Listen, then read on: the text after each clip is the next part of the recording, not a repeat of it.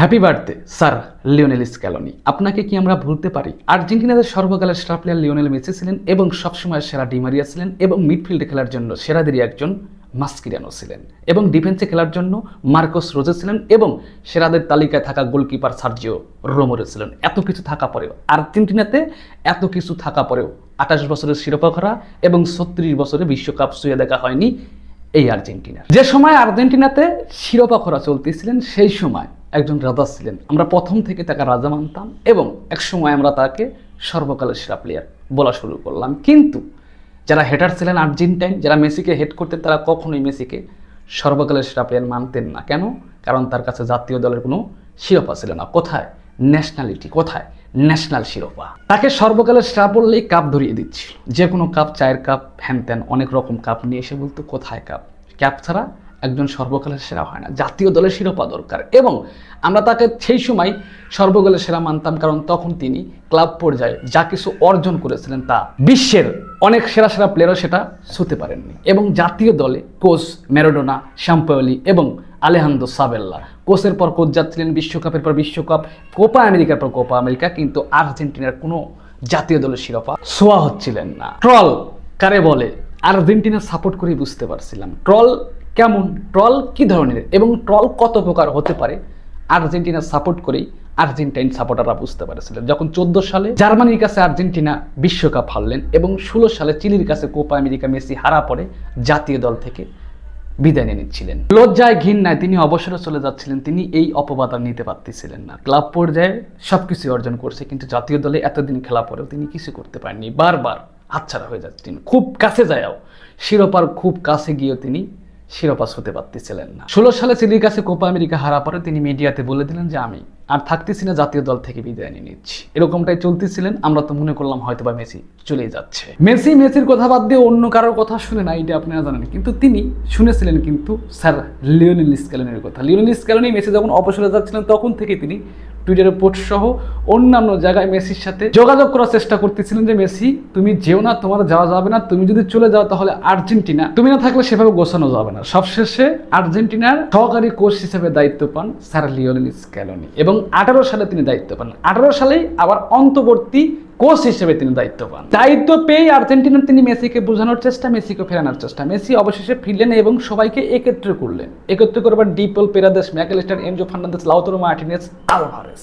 তখন মেসি দেখলেন যে একটা নতুন আর্জেন্টিনা, সবাই Messi Messi Messi Messi. Argentina তখন একটা ফ্যামিলি, আর ফ্যামিলির রাজাটা হচ্ছে মেসি এবং সহযোগিতা করতেছেন লিওনেল স্ক্যালোনি। তিনি অন্তর্বর্তী কোচ দিয়ে তো কোপা আমেরিকা চালানো যায় না, কিন্তু ভালো কোচ নাই, কিছুই করার নাই, ইনি চালাক, এই লিওনেল স্ক্যালোনি চালাক। কোপা আমেরিকা চলে আসলেন, মেসিরা মাঠে নেমে পড়লেন এবং সবশেষে 28 বছরের শিরোপা খরা কাটিয়ে আর্জেন্টিনা ঘরে কোপা আমেরিকা উঠলেন। দেখেন কোপা আমেরিকা কিন্তু বিশ্বকাপ না, কিন্তু বিশ্বকাপের চেয়েও আর্জেন্টাইন সমর্থকরা, আর্জেন্টাইন সাপোর্টার, আর্জেন্টাইন প্লেয়াররা সবাই উৎসাহিত প্রকাশ করলেন বিশ্বকাপের চেয়ে। কারণ 28 বছর পর শিরোপা খরা কাটিয়ে আর্জেন্টিনা শিরোপা জিতলেন অন্তর্বর্তী কোচ দিয়ে। অন্তর্বর্তী কোচের সামনে আবার ফিনালিসিমা দায়িত্ব আসলো।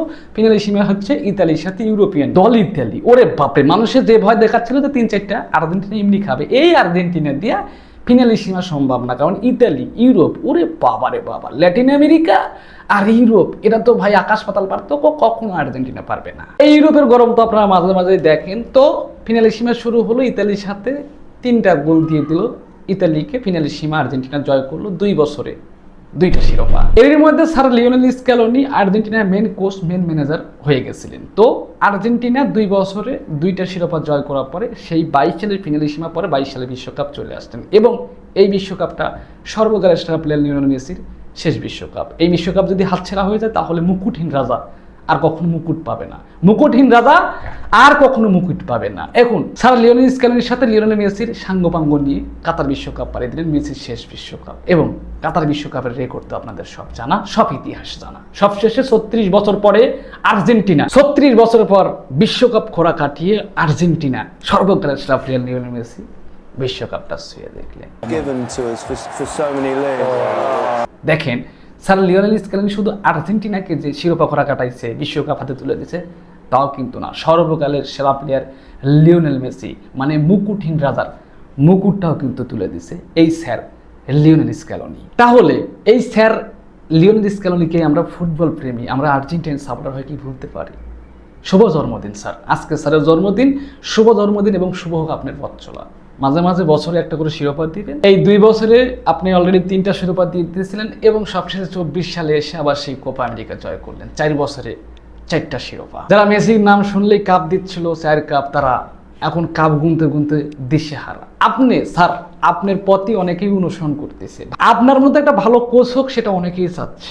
আপনার মতো একটা ভালো কোচ হোক, দূর দূরান্ত থেকে নিয়ে আসতেছে। দেখেন আপনার মতো কি আর সম্ভব? কোন অলরেডি 2টা কোপা আমেরিকা, একটা ফিনাল সীমা বিশ্বকাপ জয় করছেন, তারা নিয়ে আসতেছে একটা কোপা আমেরিকা, একটা বিশ্বকাপের জন্য। না, আপনি জয় করে আর্জেন্টিনার ঘরে দিয়ে দিচ্ছেন। আপনার সাথে তাদের হবে যেটা অর্জন করার জন্য সেরাদের নিয়ে আসতেছে, সেগুলো আপনার অর্জন করা শেষ। তাই আমার মনে হয় আপনার সাথে অন্যদের হবে না। আর সবশেষে একটা কথা আছে, আর্জেন্টাইন সাপোর্টার হিসেবে আমি না, অনেকের আশা আছে। আপনি 4 বছরে অলরেডি 4টে দিয়ে দিচ্ছেন, আর লাস্ট শিরোপা 2026 সালে এই শিরোপাটা আপনি নেওয়ার জন্য সব ব্যবস্থা করতেছেন। এইটা আমরা কিন্তু মনে প্রত্যাশা আছে, এবং 26 বিশ্বকাপ পরে আর কখনোই বলবো না এইটাই না দেন সেটাই না দেন, ওই শিরোপা সেই শিরোপা দরকার নাই। জাস্ট 26 বিশ্বকাপটা যেমনি পারেন আর্জেন্টিনার ঘরে তুলে দেন, এটাই আপনার কাছে প্রত্যাশা। আর সবশেষে জন্মদিনের শুভেচ্ছা, আর জন্মদিনে আপনি দীর্ঘায়ু কামনা করে আজকের ভিডিওটা কিন্তু এখানে শেষ করে দিব। এবং গাইজ, দেখা হচ্ছে তাহলে কিন্তু পরবর্তী এপিসোড, এবং পরবর্তী এপিসোডে দেখার আগ পর্যন্ত সবাই ভালো থাকবেন, সুস্থ থাকবেন। ধন্যবাদ।